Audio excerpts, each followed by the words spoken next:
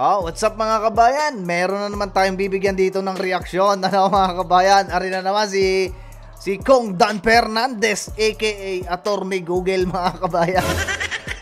O kita ninyo mga kabayan ha. Grabing pagkasensitibo nitong mga congressman na to, no?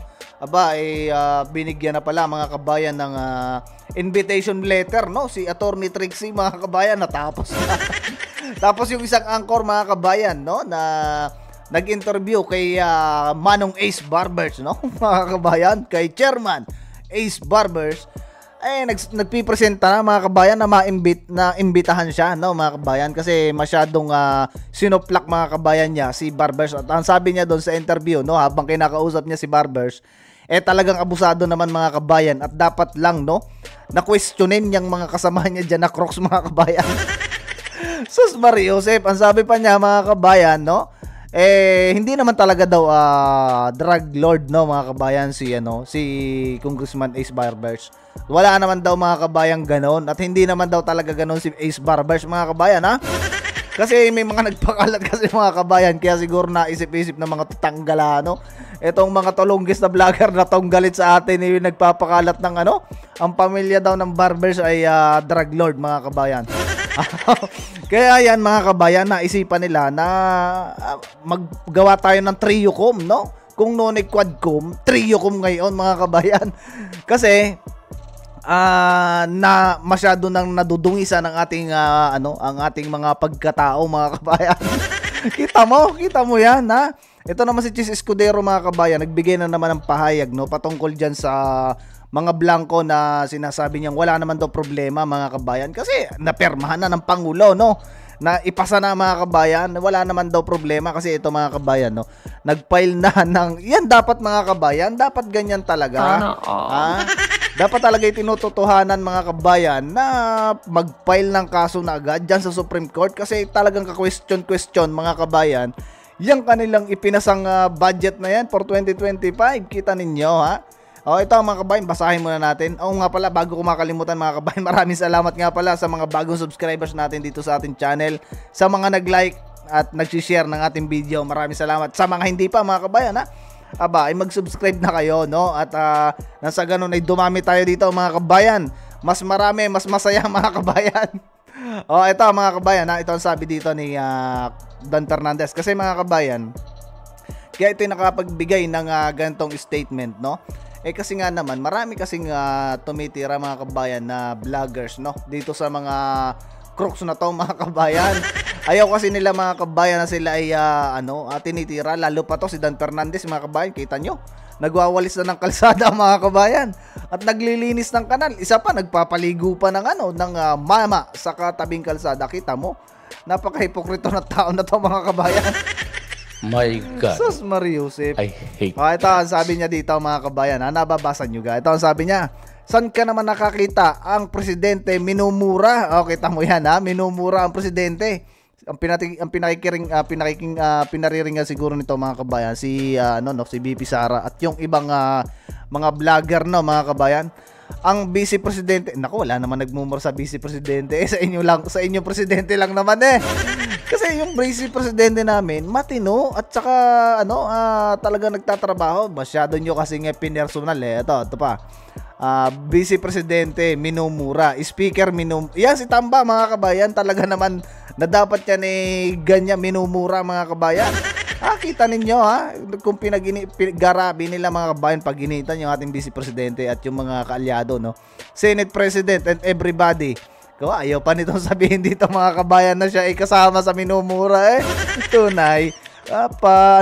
Pa-Emmy pa to si Attorney Google. Ano ba yun? Nasaan, ha? Presidente and everybody ay ganun na lang ang ginagawa. Ano na ang magiging panuntunan natin sa ating mga susunod na henerasyon? Para namang para mga kabayang hindi nakikita ng mga kabataan, no, kung ano ang nangyayari sa gobyerno. High school nga, alam nga mga kabayan na grabe ang ginagawa ng mga tolonggis na yan mga kabayan. High school nga, alam na may katiwalian na nangyayari sa gobyerno ngayon, no? Ito pa. Ano ang ginagawa ng mga different platforms? Anong responsibility ninyo? Ano ang regulation ang ginagawa ninyo dito samantalang nakikita nila na merong kamalian doon sa kanilang mga pinapasok na content? Ha? May kamalian.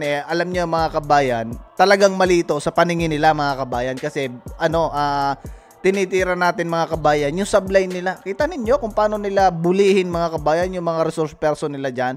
Ano kaya ang isasagot mga kabayan ni Attorney Trixie, no? O ubra kaya mga kabayan si Attorney Trixie? Kasi nagpadala na ng imbitasyon tong Triocom na to para dyan kay Attorney Trixie. Kasi di ba vlogger din mga kabayan si Attorney Trixie, ha? At isa din to mga kabayan sa bumabatikos dyan sa mga tolonggis na nandyan sa, sa farm ni Kated Pylon. Kailangan nating i-exercise yung mandato ng oversight power. Ito na naman yung oversight power mga kabayan, no? Paano kaya mga kabayan kung walang bumabati ko sa kanilang vlogger, no? At puro papuri. Sa palagay ninyo mga kabayan, papatawag kaya to ng mga ganitong komite, no? Gagawa kaya sila ng komite na ganito para imbitahan yung mga vloggers? Sa palagay ninyo mga kabayan, tingin ko wala mga kabayan. Baka yan magpapasalamat pa katulad ng ginawa nun mga kabayan ni Barbers, di ba? Na nagsabi sa isang interview na napakaganda daw ng tulong, no? Na nagawa ng mga vloggers na mga kabayan. Ha? Kasi pabor sa kanya nung mga panahon na yon mga kabayan, ang mga vloggers kasi nakita natin doon nung mga panahon na yon na maayos. Maayos to si Barbers, ngayon lang nagkaloko-loko mga kabayan no? Ha? Nung napasok na ang administrasyon ni Bongit. Kailangan natin na exercise yung mandato ng oversight power ng Kongreso na maimbestigahan ito. Yan ang mga padali ni ni Boy Google mga kabayan. Ito pa mga kabayan nagsampa na mga kabayan ng kaso, no? Pero bago yan mga kabayan, anuhin muna natin to. Pakita ko muna sa inyo mga kabayan, may good news tayo, no? Yung ating Vice Presidente mga kabayan, may isang pulis kasi dito, kung naaalala nyo mga kabayan, nung kainitan yung confidential funds ng ating Vice Presidente, may pulis kasi mga kabayan na gustong sarhan ng pinto ng ambulansya ang ating Vice Presidente mga kabayan. Meron tayong upload noon yung pulis mga kabayan ay doktor pala, no? At nag-file ng case, no? Diyan sa ating Vice Presidente. Ang problema mga kabayan, na-dismiss ng korte, no, sa Quezon City, no? Na-dismiss, no? Buti hindi mga kabayan kinampihan ng korte or ng judge, no, yung complaint nitong doktor na pulis, no, nitong mga pulis na nag-file ng case kasi marami sila mga kabayan nag-file ng case nung mga time na 'yon, 'di ba? Wala mga kabayan. Kita ninyo. Paano kakatigan ng korte 'yon? Isipin niyo mga kabayan, ang binastos nila doon at wala silang galang sa pangalawa sa pinakamataas na pinuno ng ating bansa mga kabayan. Talagang hindi uubra yan, no, mga kabayan. So syempre, pati yung mga impeach na yan, hindi yan mag-uubra mga kabayan. Asahan nyo na, hindi yan itutuloy dyan sa Congress kasi once kasi mga kabayan na matanggal mga kabayan, itong mainit kasi dyan mga kabayan, itong mga kaliwa, mga dilawan, pasimple lang yan mga kabayan, pero sila din ang nasa likod niyan. Nakaw mga kabayan, kaya mainit mga kabayan mga kaliwa dito sa ating Vice President kasi nga naman, grabing ipitin ito ng ating Vice President yung mga tropa nila mga kabayan. Ngayon wala nang masyadong confidential funds. Nakakaano na naman mga kabayan, nakakabuelo na naman itong mga tolonggis na to. Ito pa mga kabayan may isa pa rin tayong good news mga kabayan. Itong mga kabayan, si Bungit, ito nagpaano mga kabayan, nagpasikat na naman. Ito mga kabayan, nagpasikat na naman ang ating napakagaling na Pangulo mga kabayan, na kung saan sinasabi nito mga kabayan, no, dito sa kanyang picture na tong post mga kabayan, no, sa kauna-unahang pagkakataon mula nang maitatag ang National Grid Corporation of the Philippines in GCP. Ito mga kabayan, sinabi na to ni Kong Marcoleta na baka kaya tinatanong lahat mga kabayan ng impormasyon ay may balak na may bumili mga kabayan. Ito na mga kabayan, nagkatotoo ang sinabi ni Kong Dante Marcoleta, no? Senator pala mga kabayan, si Senator Dante Marcoleta. Ito nagkatotoo na. Magkakaroon na ng boses ang taong bayan sa mga mahalagang desisyon nito sa pamamagitan ng Maharlika Investment Funds, no? Ayan mga kabayan, Ito yung pinagmamalaki ng mga lutanistang vlogger na ayan na yung hinahanap din yung Maharlika Investment Funds. Lumabas na mga kabayan. Ayan, corporation na sinisiguro natin na ang mas malaking impluwensya ng gobyerno upang mapatatag ang supply ng kuryente at mapanatili ang makatarungang presyo nito para sa bawat Pilipino. Mga kabayan ayan si Bungit mga kabayan. Ayan, nagkapirmahan na sila diyan nagkapirmahan na sila mga kabayan. Abay syempre, alam niyo mga kabayan, itong padali na to ni Bungit, no? Kasi 'di ba, maraming naghahanap ng Maharlika Investment Funds na 'yan. Hindi natin alam kung saan ba na talaga napunta. Sa kabila mga kabayan ng pagbili niya, no? Pagbili niya ng 20%, no, na stock stake, no, diyan sa NGCP. Kasi nga naman mga kabayan, ang laki kasi mga kabayan ng stocks, no, na holds ng mga Chinese, no, 40% mga kabayan. So gusto nitong kunin yung 20%, kaya binili nila mga kabayan, gagamitin ang pera daw sa Maharlika Investment Funds. Pero totoo kaya mga kabayan na may pera pa yung Maharlika Investment Fund na yan? Investment nga mga kabayan, tinatawag ng investment fund. Kumbaga reserve funds, no mga kabayan ng ating bansa. Ayan, binanata na mga kabayan galawin ni Bungit, pero tingin ko mga kabayan ay ano yan, kumbaga palabas lang yan. Lahat mga kabayan na sinabi niya, wala pang nangyari. Ito yung pabahay na binibida niya, yung video doon mga kabayan, ano lang, yung stock video, yung pinakikita, yung dati pang panahon pa ni PRRD mga kabayan. Kita mo yan ito pa. Matapos niya mga kabayan na sabihin yan, no, isinulat pa niya sa kanyang Facebook page mga kabayan na bibili ng stock. Bakit naman may balita dito mga kabayan, no? Ito mga kabayan. Target ng Administrasyong Marcos Jr. na ibenta ang mahigit 100 government assets na aabot sa hanggang 2.5 billion pesos ngayong taon. Kita mo mga kabayan 100 plus na pagmamay-ari mga kabayan ng gobyerno or ng bansa mga kabayan, ibebenta ni Bungit, no, na nagkakahalaga ng 2 billion plus mga kabayan 2 billion plus. Parang niloloko tayo mga kabayan na rin ni Bungit, bibili ng stocks, no, sa NGCP para daw makontrol ang kuryente. Tapos ngayon mga kabayan, magbebenta ng 100 plus, no, na pagmamay-ari ng Pilipinas na nagkakahalaga ng 2 billion plus. Ngayon mga kabayan, parang parang ginigisa tayo dun sa mantika mga kabayan sa padali na to ni Bungit. Sabi noon mga kabayan, walang mawawala, no, sa teritoryo ng Pilipinas, sa pagmamay-ari ng Pilipinas. Yan ang sabi ni Bungit mga kabayan ng mga panahon na yun. Kita ninyo puntahan ninyo yung Wikipedia niyan at sa kanya pala nawala yung panatag, Sabina Shaul mga kabayan. Yan ang napakagaling natin Pangulo. Lahat ng sinabi niyan mga kabayan, binulong sa hangin, no? Walang tunay na tayo niloloko ng maigi. Mapapatawa ka na lang talaga sa Pangulo natin mga kabayan Kita mo yan kalukuhan yan.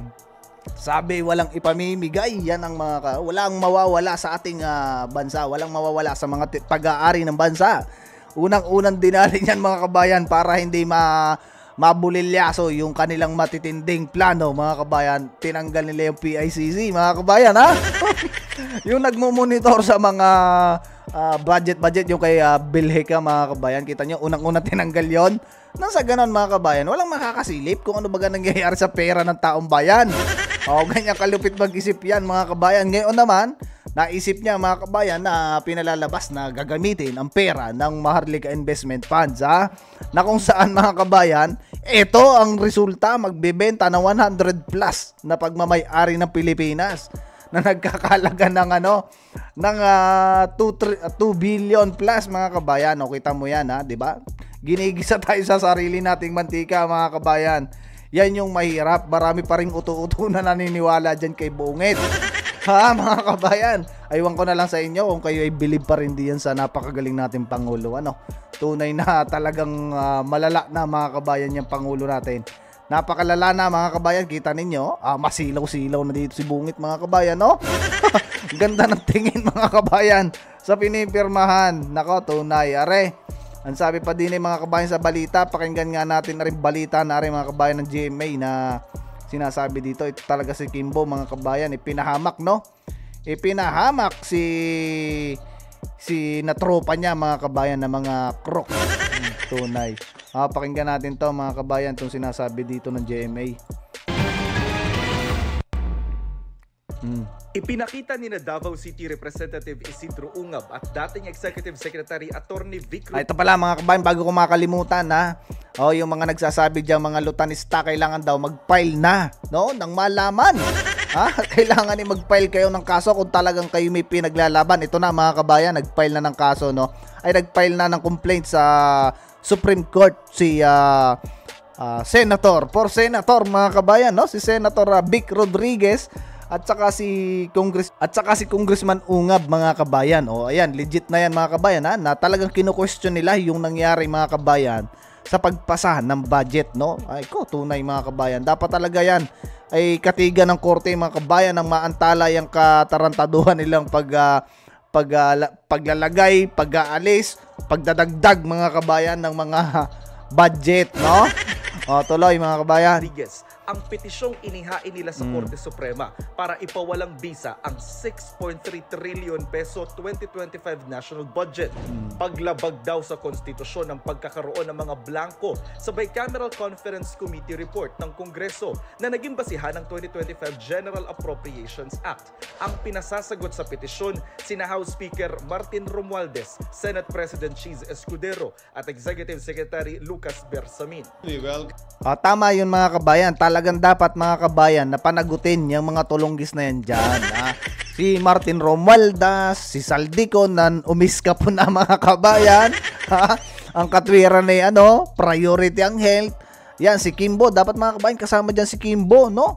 Kasi, Vice Chair Committee yan, mga kabayan, ng Appropriation Committee, mga kabayan. Dapat kasama din yan dyan sa iimbestigahan. Si Chis Escudero, yan, isa pa rin yan, mga kabayan, kasi yan yung... Tsaka si Grace po, mga kabayan, dapat kasama din yan dyan.